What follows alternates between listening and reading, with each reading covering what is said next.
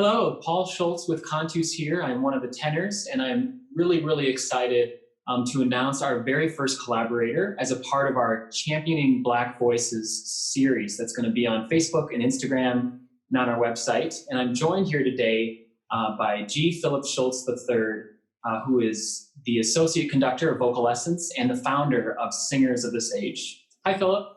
Hi, Paul. How are you? I'm doing pretty well. Phillip, could you tell us a little more about your background and about the ensemble that you founded, Singers of This Age? Absolutely. Well, I'm from Georgia originally and have been involved with music for my whole life.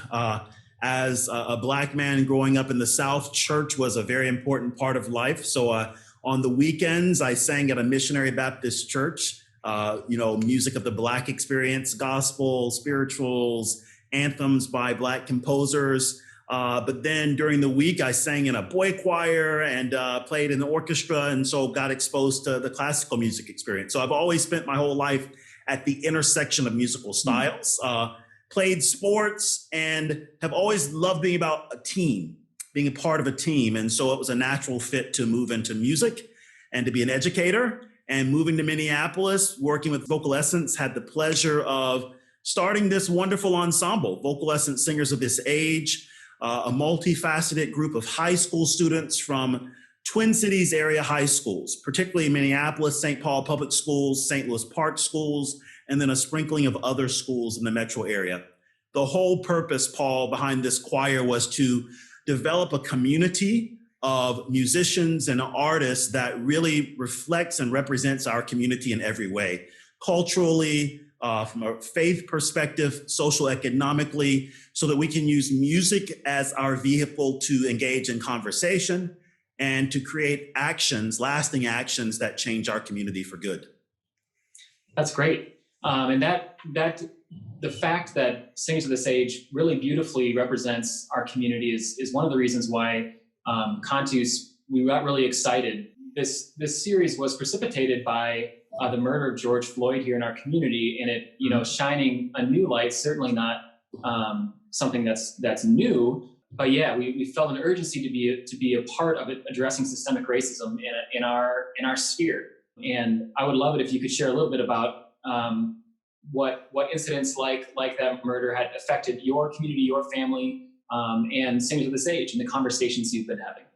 Absolutely. I'm in my 40s now. And I remember very vividly my father going to march through North Fulton County up into Forsyth County in Georgia, where there was still the KKK in the 1980s.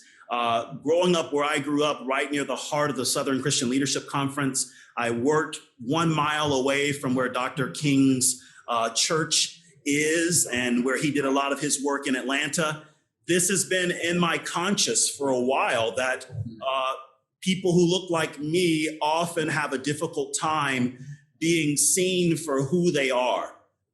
We are judged by the color of our skin. And I have been very blessed to, like I said, live at that intersection of Black culture, but also a white dominant society, and have really been able to be what I consider to be a bridge between the two. And the recent string of murders, Rayshard Brooks and George Floyd and Breonna Taylor and Ahmaud Arbery and the police captain in Louisville, in Indianapolis, rather, there's so many things that are now coming back to the conscious awareness of we all got complacent because we know this has been happening on an ongoing manner, and we all got a little complacent. And now it was not a wake-up call. It was just more of it's time to get back to work. And for me to have these conversations with these passionate high school students who ask questions like, how has this gone on so long, Phillip? Why is it that 1968, the Civil Rights Act was passed, but yet and still people weren't treated fairly? Or why is it that people can go to a school and be discriminated in the school where they're supposed to be treated fairly and given equal access? Why? And how can we be a part of the change?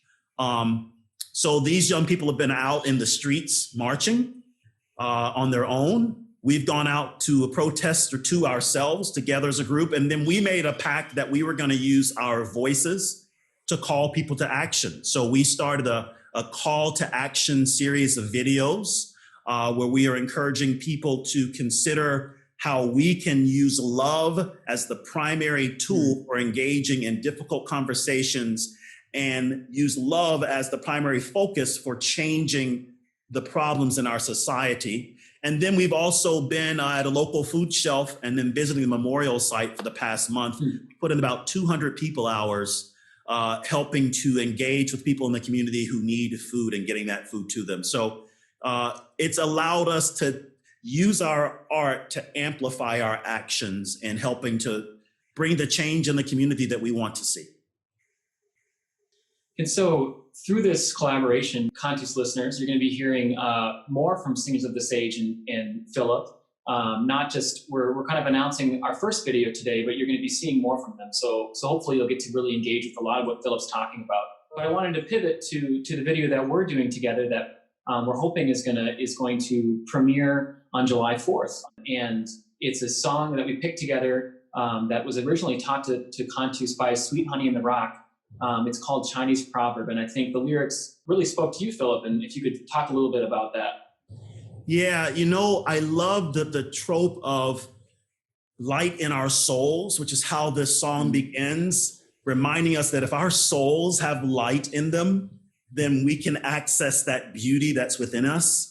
And then that beauty allows us to engage with the harmony in our communities and our homes. And then that allows us to find honor in the nation, which is why we wanted to do this on Independence Day. It's another way, we just had Juneteenth not long ago when my ancestors and my people claimed like true independence. But we are Americans also. Like, I love the flag just as much as the next person. I don't like how the country's always treated us, but I am an American through and through. And so to find honor in the nation is something exciting to me, because then we can get peace in the world, which is what I think we're all about, is acknowledging that we look different, we have different tastes, we have different perspectives, and that's okay. It's okay to not always agree, but we've got to respect the human dignity and love the humanity in each person. So yeah, when you mentioned this piece, I was so excited because I love Sweet Honey and the Rock, everything about them and their activism and their artistry. But also this particular message gave us a chance to engage in some conversations in the summer, Paul. I mean, I love you guys so much. We wouldn't be in this. I was pulling kids like, hey, let's get some videos in. And so several of them are a part of the project. And I'm excited to share what we're doing together with such a fine ensemble as Cantus. And we should also say that at the beginning of the piece and at the end, you're going to hear some famous quotes by people, inspirational figures, leaders, that kind of challenge us and remind each of us that we have a role to play in bringing this beauty and this honor and this dignity and peace into existence. That's beautiful.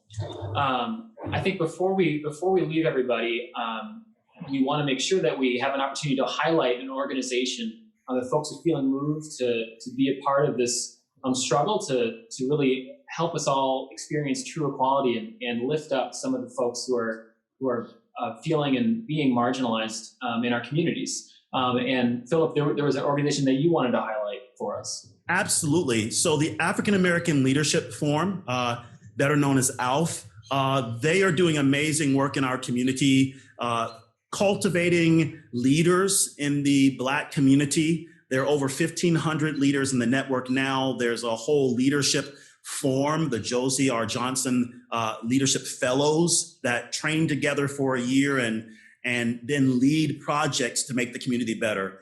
In addition, they are working actively to provide economic recovery for our Black and brown businesses that have been affected by both the COVID-19 pandemic, but also the racial pandemic that we're in. And then they've been providing education resources and health resources due to the COVID-19 pandemic. So we want everyone to go to givemen.org and then just type in AALF, African American Leadership Forum, and give to them and let them know it's because of this Cantus Vocal Essence Singers of This Age partnership, as we're developing a longer partnership of conversations together to make our choral art form more equitable and more actionable towards bringing change into existence in our community here. Well, Phillip, I wanted to personally thank you for being a part of this series with us. And I know I speak for the rest of the Cantus artists as well. We're really, really excited and grateful to you and to the Singers of the Sage. So hope the folks at home all enjoy the video and share it widely. And happy 4th of July. Yeah, happy 4th, everyone. And Paul, thanks for the invitation. And we just can't wait to share this video with you and everything else that's in store. I mean, there's the Hawks right now. They're saying they're excited to hear the songs too. Sounds good. We'll see you later. Bye, everyone.